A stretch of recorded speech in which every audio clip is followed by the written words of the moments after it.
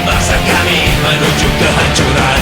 Nasionalisme, nasionalisme, nasionalisme. Untuk negara ini adalah pertanyaan. Nasionalisme, nasionalisme, nasionalisme. Menuntun bangsa kami menuju kehancuran. Ya, balik lagi lah. Assalamualaikum warahmatullahi wabarakatuh. Salam.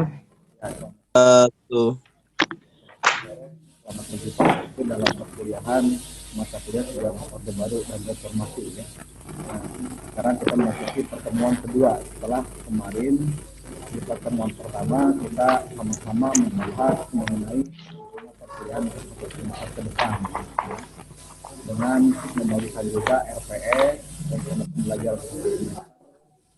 Dan juga ditambah mengenai pengantar perkuliahan. Artinya rencana perkuliahan dari mata kuliah ini sudah disinggung ya kemarin itu. Nah, kita sekarang melanjutkan dari materi kemarin bagaimana mengenai transisi kekuasaan dari Orde Lama ke Orde Baru sehingga lahirlah pemerintahan Orde Baru ya. Pemerintahan Orde Baru di bawah Presiden Soeharto ya, pemerintahan yang kedua pasca Indonesia merdeka dan dinyatakan sebagai negara yang mandiri. Sebelum kita menutup pembahasan, barangkali ada hal atau materi terkait dengan sejarah Orde Baru gitu ya, yang perlu didiskusikan kembali atau yang mau ditanyakan gitu. Enggak, saya perkirakan dulu 10 menit atau 5 menit untuk mahasiswa dalam memberikan evaluasinya atas pertemuan yang kemarin itu.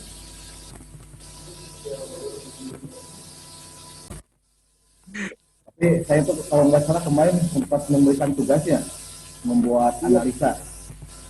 Kalau iya Pak, tentang dua fungsi ABRI itu Pak. Oh iya, tentang fungsi ABRI itu ya.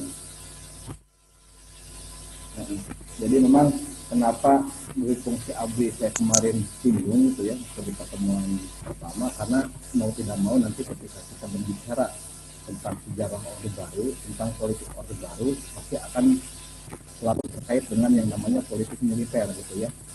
Nah, meskipun memang kemunculan dari dua fungsi ABRI gitu ya, dua fungsi ABRI itu sebetulnya memang sudah ada sejak di zaman Orde Lama atau semenjak zaman Soekarno, pemerintahan Soekarno gitu ya. Dua fungsi ABRI itu adalah, kembali lagi saya tegaskan, itu menjadi doktrin ya, doktrin untuk militer, untuk TNI atau untuk ABRI gitu ya.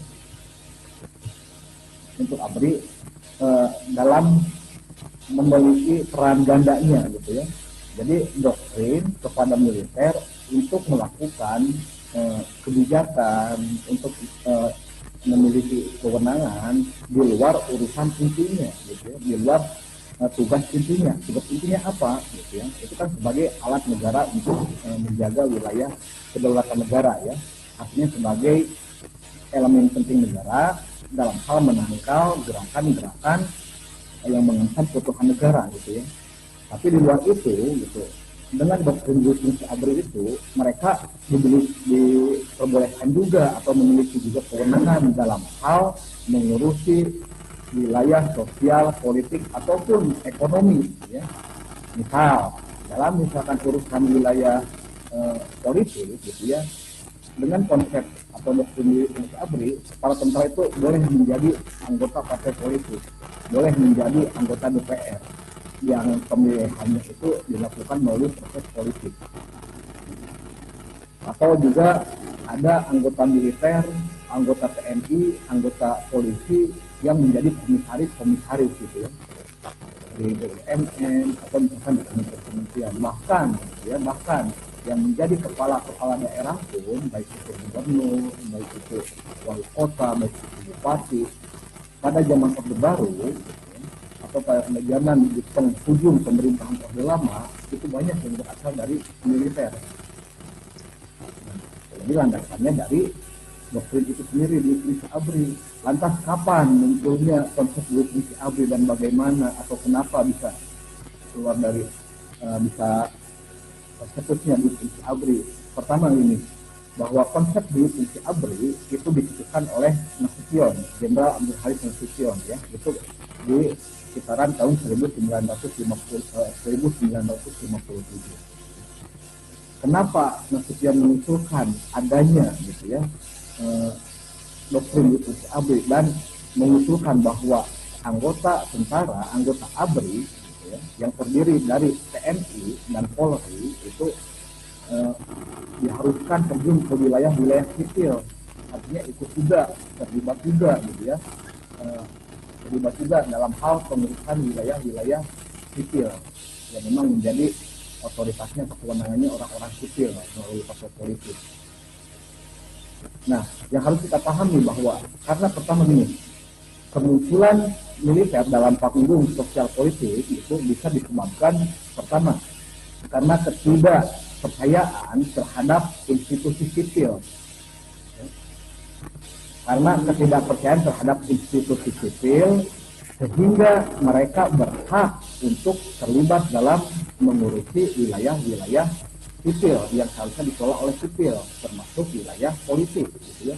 Terlebih gini, bahwa di Indonesia itu merdeka kan akibat bukan karena pemberian, bukan karena hadiah, tapi akibat dari perjuangan yang dilakukan oleh tokoh-tokoh Indonesia. Dalam hal ini tidak mau gitu, kita itu akan tergantung kepada militer gitu ya, karena militer merasa dirinya sebagai anak kandung revolusi Indonesia, sebagai orang-orang yang atau pihak yang memang memiliki kontribusi besar terhadap merdekanya negeri ini, sehingga ketika Indonesia sudah merdeka, mereka merasa berhak untuk juga terlibat dalam pengurusan wilayah sosial politik gitu ya, dan ekonomi yang menyangkut dengan hubungannya pemerintahan dan negara Indonesia.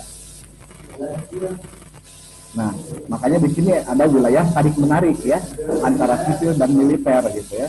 Wilayah tarik menarik memang ini tidak terlepas dari sejarah berdirinya bangsa ini gitu ya. Cuman tadi titik pangkalnya kenapa munculnya di fungsi ABRI, karena itu kita harus juga memahami ke sejarah revolusi Indonesia atau sejarah Indonesia pas awal-awal kemerdekaan. Nah itu kalau misalkan kalian mau mempelajari, ya boleh dicatat, itu buku babunya itu ada karangan Profesor Ulf von Dausen ya, tentang peran politik militer tahun 1945 sampai 1965 ya.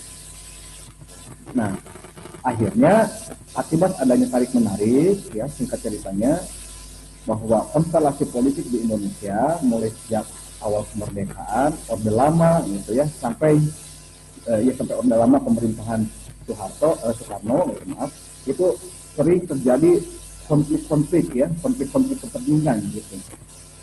Nah salah satunya atau eksesnya nanti ditandai dengan adanya peristiwa G30S ya, adanya G30S. Maka wajar ketika dalam salah satu versi G30S atau G1 itu bahwa militer juga disebut-sebut sebagai biang kerok atau sebagai dalang dalam peristiwa itu ya. Dan salah satunya memang yang menyebutkan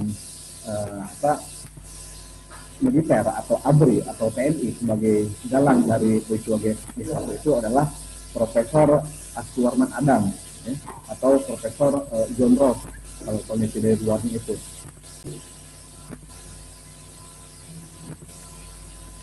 Nah jadi itu ya, Din, terkait dengan dui fungsi, memang dui fungsi ABRI itu sebetulnya sudah ada gitu ya, sudah ada sejak pemerintahan Orde Lama atau pemerintahan Soekarno gitu ya. Cuman jadi bukan di pemerintahan Orde Baru, cuman memang berkembangnya dan masifnya tentang doktrin dui fungsi ABRI itu ketika zaman Orde Baru. Dan Orde Baru justru bukan hanya memelihara dui fungsi itu, bukan hanya mengambil tapi mengembangkan gitu ya, sampai ya semua urusan sosial politik itu betul-betul dikuasai oleh militer, oleh TNI gitu ya, oleh ABRI.